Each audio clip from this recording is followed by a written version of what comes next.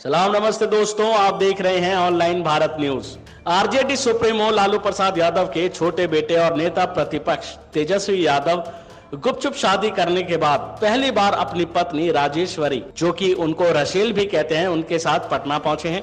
शादी के बाद तेजस्वी यादव ने पहली बार अपनी पत्नी के साथ अपना इंटरव्यू दिया है, जो काफी वायरल हो रहा है,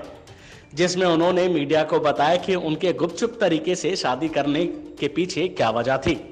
उन्होंने बताया कि ये कोई गुपचुप शादी नहीं थी, कि आपने पहले भी हमारी शादी देखी होगी, जब हमारे बड़े भाई तेज प्रताप यादव की शादी थी तो कितना थोड़ा बहुत हंगामा मचा था, स्टेज भी टूट गया था। तो इस वजह से हमने सोचा कि बस हमारे नजदीकी लोगों, हमारे परिवार के लोगों, जो एक दूसरे को जानने का, एक दूसरे के साथ बैठने का मौका मिले। जब उनसे सवाल किया गया कि आप इतने बड़े नेता हैं और ये उम्मीद थी कि आपकी शादी में बड़े बड़े नेता आने वाले हैं, सीएम पीएम सब आएंगे अगर आप न्योता देंगे, तो इसके पीछे उन्होंने कहा कि दरअसल सीएम पीएम जरूर आते, लेकिन हमारे पीछे बस यही था कि हम बस आपस में शादी करना चाहते थे, इसीलिए हमने दिल्ली में शादी की। और अगर दिल्ली में सब इन सबको बुलाते, प्रधानमंत्री हैं, राष्ट्रपति जी हैं, सीएम हैं, इन सबको बुलाते तो परिवार के सभी लोग इनकी मेजबानी में लगे होते, हमें आपस में बैठने का मौका ही नहीं मिलता। इसीलिए हमने सोचा कि बस हमारे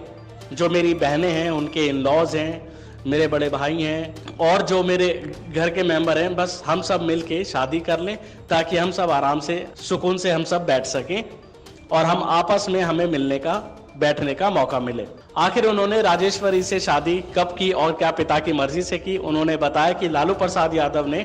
मुझसे पूछा कि शादी करनी है, तो हमने बता दिया। उन्होंने कहा कि कोई लड़की है पसंद कर रखी है, तो हमने राजेश्वरी के बारे में बता दिया और उसके बाद बस प्लान बन गया और ये झटपट जल्दी से शादी हो गई। लगन भी उस दिन हो गया और शादी भी उस दिन हो गई और बस हमें ज्यादा टाइम नहीं मिला। पिताजी ने आशीर्वाद दिया और बोला कि बस अब जल्दी शादी कर लो, तो हमने दिल्ली जाके बस सभी रस्में पूरी कर ली। बहरहाल आपको बता दें कि इन दिनों सोशल मीडिया पर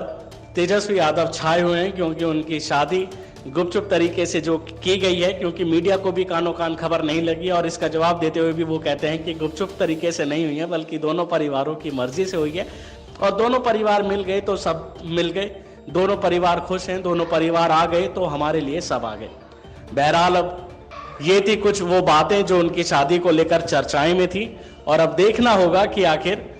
और तेजस्वी यादव इस मामले में क्या कुछ अपडेट देते हैं, क्योंकि अब वो राजनीति में सतर्क हो गए हैं। क्योंकि उन्होंने कहा कि